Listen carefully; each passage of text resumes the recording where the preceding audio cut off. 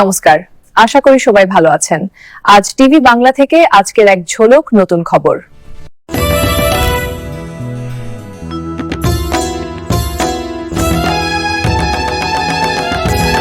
গতকাল শুক্রবার সন্ধ্যা নাগাদ বীরভূমের পাইকর এলাকায় সোনালী খাতুনের নিজ বাসভবনে সৌজন্য সাক্ষাতে উপস্থিত হন রাজ্যের মন্ত্রী চন্দ্রনাথ সিনহা, বিধায়ক ডাক্তার মোশাররফ হোসেন, রাজ্য তৃণমূল কংগ্রেস সংখ্যালঘু সেলের সম্পাদক আলী মুর্তজা খান সহ দলের অন্যান্য নেতৃত্বরা।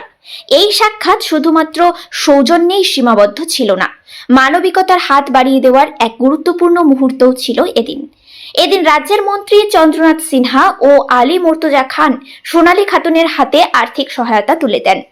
ফুলের তোড়া দিয়ে তাকে স্বাগত জানানো হয় এবং পরিবারের পাশে থাকার আশ্বাস দেন তৃণমূল কংগ্রেসের নেতৃত্বরা। যদিও সোনালী খাতুন ও তার ছেলে বীরভূমের পাইকরে নিরাপদে ফিরে এসেছেন, তবুও তাদের স্বামী এখনো বাংলাদেশে আটকে রয়েছেন। শুধু তিনিই নন, আরো কয়েকজন এখনো সেখানে অবস্থান করছেন। একদিকে নিরাপদে ফিরে আসার আনন্দ, অন্যদিকে প্রিয়জনের অনিশ্চিত অবস্থান। এই দুই অনুভূতির টানাপোড়েনে দিন কাটাচ্ছে পরিবার। স্বামীর খবরের অপেক্ষায় রাতের ঘুম উড়েছে সোনালী খাতুনের। পরিবারের দাবি, দ্রুত তাদের স্বামী সহ সকলকে নিরাপদে ফিরিয়ে আনার জন্য প্রশাসনিক স্তরে উদ্যোগ নেওয়া হোক।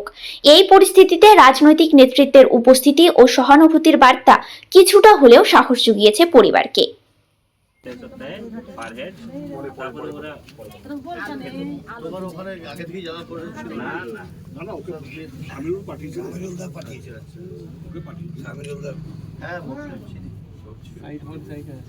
এমন অবস্থা কি জামা কাপড় কিছু ছিল না, জামা কাপড় একবার কিনে দেওয়া করলাম, তখন সব ডবল ডবল করে দেওয়া, শীত পড়ে গেল না, আবার যে চাদর, জ্যাকেট, সোয়েটার সবারই। আবার তুমি ওখানে গিয়ে বেশ কিছুদিন ওখানে তোমার থাকতে 44 দিন ছিল।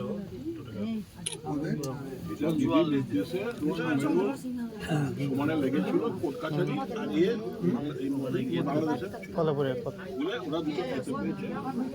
জামিন করার করতে কম অসুবিধা, জামিন দেয় না, ইন্ডিয়ান নাগরিক জামিন দিয়ে থাকতে পারি। আবার একজন লোকাল সিটিজেনকে ঠিক করলাম, জামিন করলাম, তারপরে আবার চুক্তি দিয়ে দিল, জামিন করে বাড়িতে নিয়ে এলাম। রাতের বেলা পুলিশ আবার এসে খেতে, ওখানে শুধু 5 মিনিটের মধ্যে আবার পুলিশ।